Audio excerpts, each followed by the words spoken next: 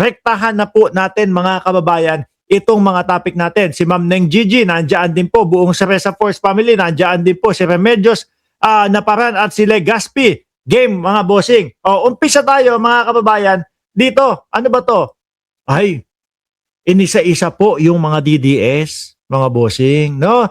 Inisa-isa po yung mga DDS, mga kababayan. Alam niyo naman po, kilala niyo naman po yung mga vlogger nila. Ayan, nakikita niyo sa taas, Sas Rogando Sasot, no? Pati pala yung mga senador ni Duterte. No? Tinanong kung ano ang masasabi. Ano pangalan niya? Lovely Granada, isa pong sumisikat na vlogger, mga kababayan. At ito din po yung naghamon kay Vice Presidente ng debate. Sandali.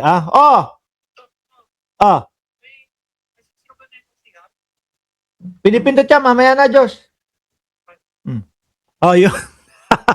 Okay, mga kababayan. Hugas muna ako ng mga kawali. Sabi ni Alonely TV. Grabe naman to, tinaon pa doon sa vlog natin. Okay mo, mga kababayan. Unang-una, no? Kung ano daw ang masasabi niya kay Sas Rogando Sasot. Game. Sas Sasot. Traidor sa bayan. Traidor sa bayan. Sa bagay, ano? Halos karamihan ng Pilipino, gano'n na din po ang sasabihin dito kay Sas Sasot, mga bossing. Nasaan ba si Sas ngayon? No, nasa Pilipinas ba? Magaling din na vlogger. Mark, si Lovely Guevara. Tsaka siya yung humahamon ng debate kay Vice Presidente. Di po ba, mga kababayan? At sabi ng mga DDS, sino ka ba? Bakit ka papatulan ng Vice Presidente? Isa pong taxpayer, isa pong nagbabayad ng tax, isa po sa mga Pilipino na kinakaltasan, binabawasan. Yun ang si Lovely Granada, no? Kasi naman ayaw na lang ayaw, sige na, makipagdebate na. Alam ng mga DDS na mahina ang ang Vice Presidente, lalong-lalo na sa pagdedebate at pakikipagdebate, di ba Ma'am Chris Rose? Bakit po natin nasabi yan? Yun nga lang pong mga press conference niya at yun nga lang pong mga tawag dito? Interview niya kung ano-ano na yung naririnig natin. Sabi ni Ma'am ni Yaya Ning, simba na. Nagsimba kami, no, nung palaspas. Nandiyan kami sa simbahan nung palaspas. Hindi tayo makakalimot diyan. Tuloy. Alam natin na ang Vice Presidente, lalong-lalo na po mga bossing, doon sa mga pa-press conference, yung tipo bang ang dapat maririnig natin tungkol sa mga kagaya niyan, mga impeachment, kagaya ng mga confidential funds. Pero ang layo ng mga sasabihin niya. Di po ba? Isa doon sa sinasabi niya, yung pugot-pugot ulo, putol-putol ulo ng presidente. Sabi ni Yaya Ning, sa unahan ka nga. Siyempre, tuloy. Okay. Si Tio Moreno. Tio Moreno. Sige. Bago natin pakinggan yung sasabihin ni Lovely Granada, mga kababayan, no, kung ano ang masasabi niya kay Tio Moreno, gusto ko munang marinig kung ano ang masasabi ng mga tao dito sa comment section pag Tio Moreno ang nabanggit na pangalan. Ano ang unang tumatatak sa utak ninyo kapag nabanggit yung pangalan na Tio Moreno? Sige nga. Tingnan natin. Sabi ni Legaspi, kami magdebate ni Sara. Siguradong talo siya sa akin. Sabi ni Ardayan, ang una daw pumapasok sa isip ni Ardayan, igit. Si Yaya Ning, igit. Igit. Uy, grabe naman kayo. Hindi ba yung mga Louis Vuitton na mga pinapakita niya doon sa social media na umeebak sa spa, igit, si Akla. Pakinggan natin. Kung yan yung mahina daw ang kokote ni BP Sara, ni BP, hindi makikipagdebate yan. Mapapahiya lang yan. Sabi ni Henry Perdigueros. Ngayon, pakinggan natin kung ano yung sasabihin ni Lovely, no? Pagka naririnig niya yung pangalang Tio Moreno. Igit. Pero totoo ba yun? Ano po? Kasi nakita ko nagkalat sa sa social media Eto lang ang napapansin ko ho, Ma'am Elena Garcia, ikaw din, pati ikaw nakikiigit ka dyan. Eto lang ho mga kababayan, ang napapansin ko doon sa mga DDS, doon sa mga vlogger ni Tatay Digong, doon sa mga vlogger ng mga Duterte, no? Merong mga tsoko na batok. Lang kayo. Baka sugurin nyo si Choco na batok. Tanungin nyo, Mark, ano yung Choco na batok? Ano yung bagong board? Bago yun no? Yung kulay choco, yung batok ho, mga kababayan. No, pansinin nyo, meron Choco na batok. Sadali lang sabi ni Ma'am Biology, dito lang ako sa Gedli, tapusin ko lang ang pagdidilig sa halaman.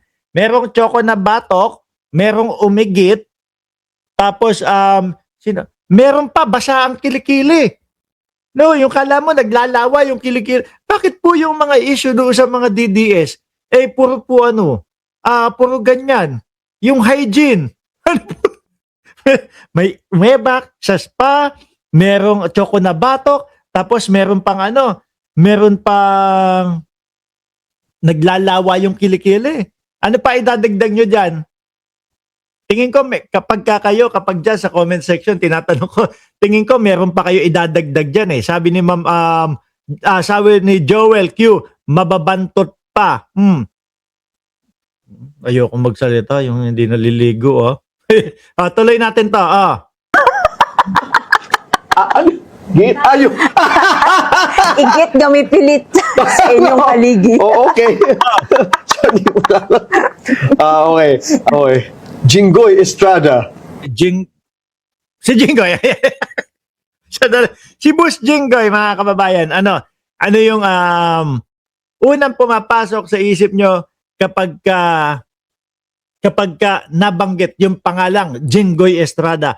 Ako, sasabihin ko na sa inyo, unang pumapasok sa isip ko kapag Boss Jinggoy Estrada, ang unang pumapasok sa isip ko, anak ni Erap Estrada. O yan yan yung sa akin.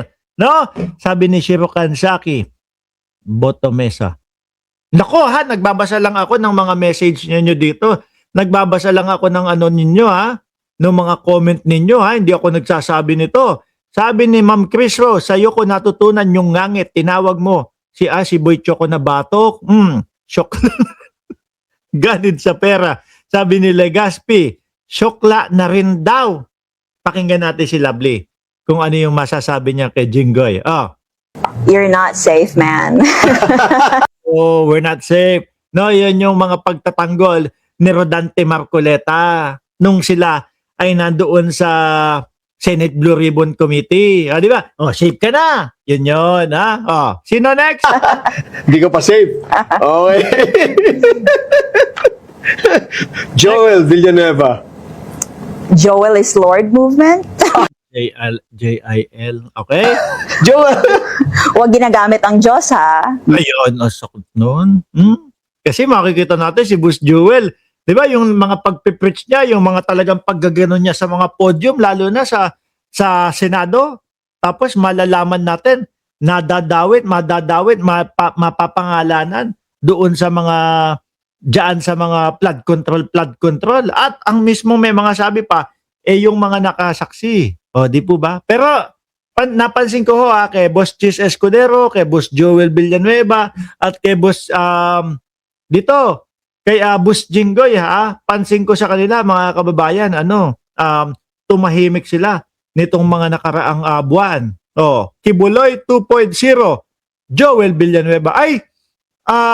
Si Buloyski mga kababayan, hindi po natin pwedeng sabihin na Boss Joel Villanueva yun. Naalala nyo po ba yung inaresto, kinulong at pinosasan si Buloyski? Di ba meron siyang pangalan dito sa ibabaw, Aguila?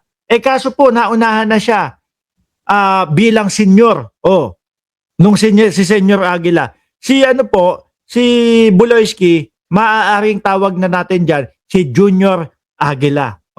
Sumunod doon kay Senior Aguila, mga bossing. Okay? Pasok ka.